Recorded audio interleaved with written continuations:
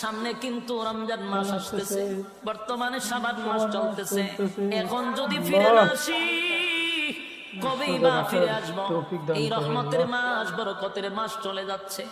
এখন থেকে তওবা করা দরকার।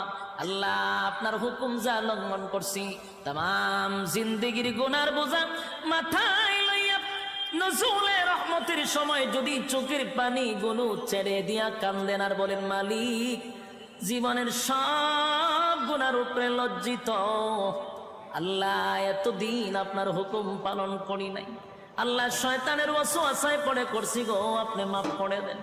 চোখের পানিগুলো ছেড়ে দিয়া যদি আল্লাহর দরবারে আপনি দরখাস্ত করেন, আমার আল্লাহ বলেন, বান্দারে যৌবনকালে যদি একবার ডাক দেস, আমি 70 বার বান্দা তোর ডাকে জবাব দিই।